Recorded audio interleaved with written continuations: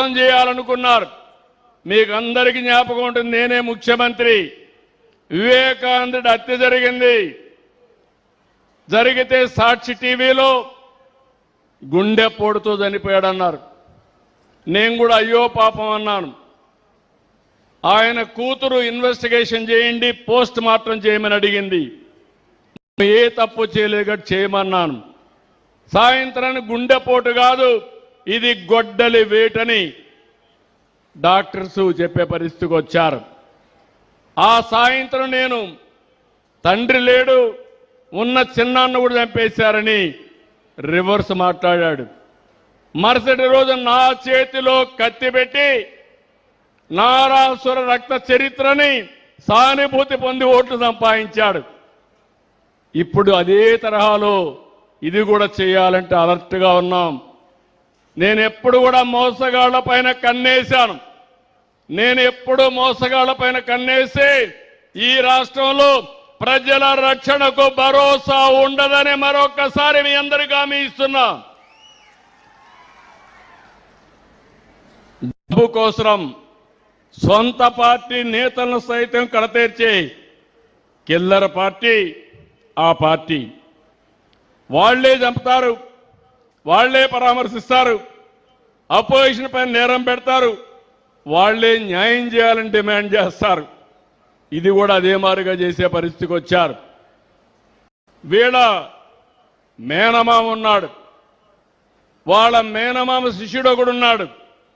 వీళ్ళందరూ కలిసి దొంగ వ్యాపారాలు చేసి, అవినీతి వ్యాపారాలు చేసి ఆస్తుల పంపకంలో అతన్ని చంపేసే పరిస్థితి వస్తారు.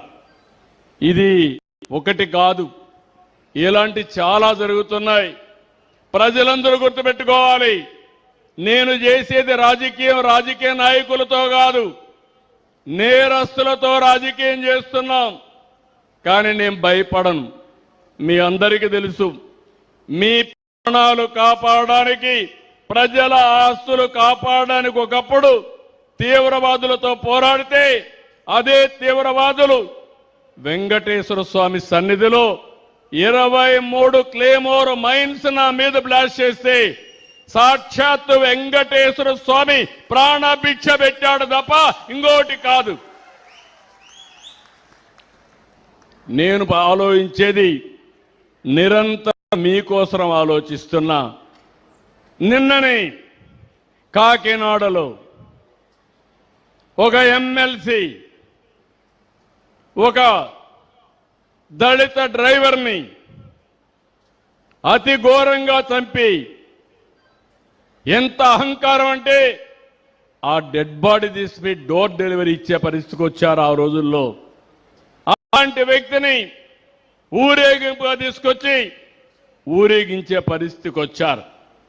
నిన్న మళ్ళీ అందరినీ బెదిరించడం, సాక్షులకు డబ్బులు ఇవ్వడం, ఇలాంటి తప్పుడు పనులు చేసే పరిస్థితికి వచ్చారు. అడ్డంగా దొరికాడు.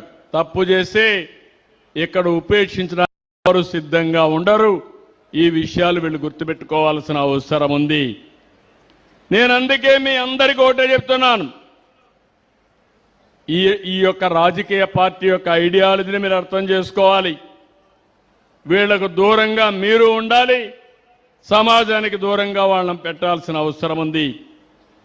మేం మళ్ళీ వస్తే ఏ రాజకీయ పార్టీని చేసేది మంచి చేస్తూ ఉంటాం. కానీ వీళ్ళు వచ్చేది మాత్రం మేము వస్తే నరికేస్తాం, చంపేస్తాం, లేకుంటే క్యాన్సిల్ చేసేస్తాం, పెట్టుబడిదారు తరిమేస్తాం. ఇంకా మీరు చూస్తే దీన్ని డెమాన్స్ట్రేట్ చేయడానికి పోస్టర్లకి జంతు బలిచ్చే పరిస్థితికి వచ్చారు. నేను ఒకటే హామీ ఇస్తున్నా, మీ పాత రోజులు పోయినాయి. బెదిరింపులకు ఎవరు భయపడరు. ప్రజలు పూర్తిగా చేంజ్ అయ్యారు, చైతన్యంతో ఉన్నారు. అందుకే ఈరోజు ఆ నమ్మకంతోనే రాష్ట్రంలో పెద్ద ఎత్తున పెట్టుబడులు వస్తున్నాయి. ఈ రాష్ట్రం అద్భుతమైన వనరులకి, నిపుణులకి, బ్రహ్మాండమైన యువతకి, అదే మాదిరిగా మీ స్ఫూర్తికి మనస్ఫూర్తిగా అభినందనలు. నా మీద నమ్మకం పెట్టుకొని మీరందరూ భూములు ఇచ్చారు. మళ్ళీ మళ్ళీ హామీ ఇస్తున్నా, భూమి ఇచ్చిన మీకెవ్వరికీ నష్టం జరగకుండా మిమ్మల్ని పైకి తీసుకొచ్చే బాధ్యత, అన్ని విధాలు ఆదుకునే బాధ్యత ఈ ప్రభుత్వానిది. నేను అందుకే ఒక మాట చెప్పాను, ఒక నమ్మకం, ఒక అమరావతికి ల్యాండ్ కావాలంటే 29,000 మంది రైతుల ముందుకు వచ్చి 33,000 ఎకరాలు భూమి ఇచ్చారు. ఆ రైతులకు అన్యాయం జరగల, వాళ్ళ జీవితాల్లో మార్పు వస్తుంది. సమైక్య ఆంధ్రప్రదేశ్లో ఆ రోజుట్లోనే నేను ఒక ఎయిర్పోర్ట్ కట్టాలంటే 5,000 ఎకరాలు భూమి శంషాబాద్లో ఇచ్చారు. నేను ఆ రోజు కూడా చెప్పాను, మీరిక్కడ భూమి ఇచ్చారు, పక్కనే భూమి కొనుక్కోండి, వ్యాపారాలు పెట్టుకోండి, మీ జీవితాల్లో వెలుగులు వస్తాయని చెప్పా. నన్ను నమ్మారు, భూమి ఇచ్చారు, చెప్పింది చేశారు. ఇప్పుడు మీకు కూడా ఒకటి హామీ ఇస్తున్నా, ఇక్కడుండే రైతాంగానికి ఆదాయం వచ్చేట్టుగా, మీ పిల్లలకు ఉద్యోగాలు వచ్చేట్టుగా స్కిల్ డెవలప్మెంట్ చేయడమే కాకుండా మిమ్మల్ని చిన్న చిన్న పరిశ్రమలు పెట్టుకునేట్టుగా, వ్యాపారాలు పెట్టుకునేట్టుగా మిమ్మల్ని తయారు చేసే బాధ్యత ఈ ప్రభుత్వానిదని మరొక్కసారి మీ అందరికీ హామీ ఇస్తున్నాను. మీరు వేరే ప్రాంతానికి పోవాల్సిన అవసరం లేదు, ఇక్కడే ఉందాం. ఇప్పుడు పెట్టిన ఇండస్ట్రీ కూడా పొల్యూషన్ లేదు. నేను ఒకటే ఆలోచిస్తున్నాను, రాష్ట్రం మొత్తం నెట్ జీరో, కాలుష్యం లేనటువంటి వాతావరణం, సర్క్యులర్ ఎకానమీ అంటే చెత్త నుంచి సంపద సృష్టించడం, కాలుష్యం లేకుండా ట్రీట్మెంట్ ఇచ్చి అది కూడా మనం ఉపయోగించుకునేట్టుగా. ఈరోజు సింగపూర్ ఉంది, వాళ్ళంతా కూడా డ్రైనేజ్ వాటర్ తాగే పరిస్థితి వస్తారు, టెస్ట్ చేసి చూపిస్తున్నారు. అలాంటి వాతావరణం మనం దానికి కాకపోయినా చెట్లకు ఉపయోగించుకునే పరిస్థితి వస్తుంది. అందుకే అందరికీ చెప్తున్నా, ఈ ప్రాంతం మీద ప్రత్యేకమైన శ్రద్ధ పెడతా.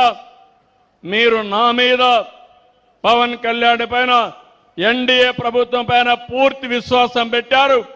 మిమ్మల్ని అన్ని విధాలా ఆదుకునే బాధ్యత ఈ ప్రభుత్వానిదని మరొక్కసారి మీ అందరికీ హామీ ఇస్తున్నా.